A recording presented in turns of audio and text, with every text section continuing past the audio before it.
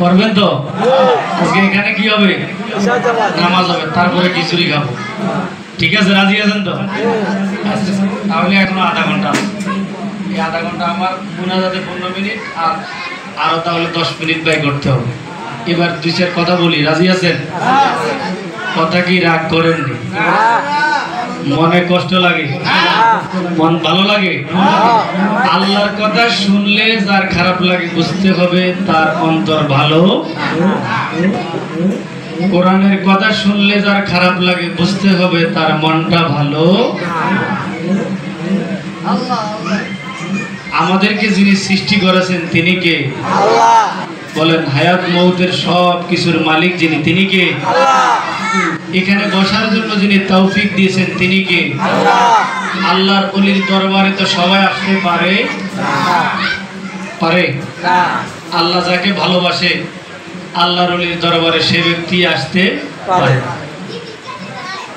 মুহাব্বতের মানুষ তো সবাই হয় না, ভালোবাসার মানুষ সবাই হয় না।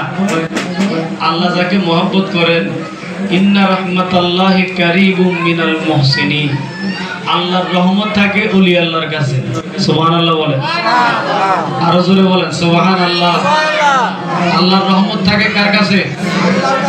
ওলি আল্লাহর কাছে। কি আল্লাহর কাছে? আল্লাহর রহমত থাকে কার কাছে? ওলি আল্লাহর কাছে।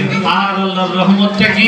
রহমতটা হলো আল্লাহ বলেন, ওয়ামা আরসালনাকা ইল্লা রাহমাতাল লিল আলামিন। আল্লাহ বলেন, বন্ধু আমি হলাম আলহামদুলিল্লাহি রাব্বিল আলামিন, আপনি হলেন ওয়ামা আরসালনাকা ইল্লা রাহমাতাল লিল আলামিন। সুবহানাল্লাহ বলেন। কালেমা লিখতে লা ইলাহা ইল্লাল্লাহু মুহাম্মাদুর রাসূলুল্লাহ, দুটা বাক্য। কয়টা? দুটা বাক্য।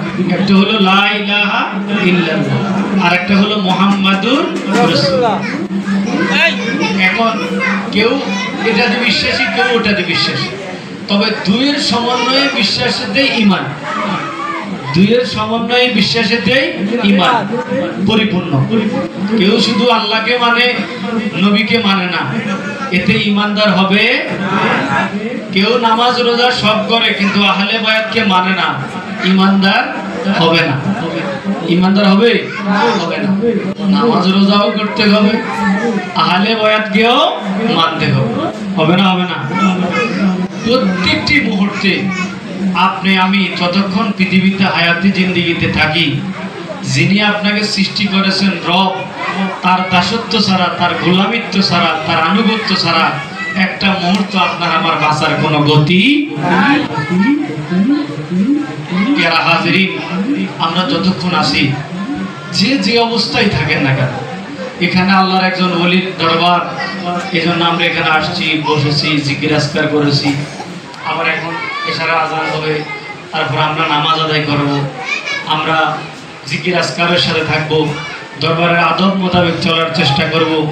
যে যে অবস্থায় আপনি থাকেন না কেন, আপনাকে যিনি সৃষ্টি করেছেন তার প্রত্যেকটি দাসত্ব, প্রত্যেকটি হুকুম, ইবলিস শয়তান আল্লাহর হুকুম অমান্য করেছে কয়টা? একটা।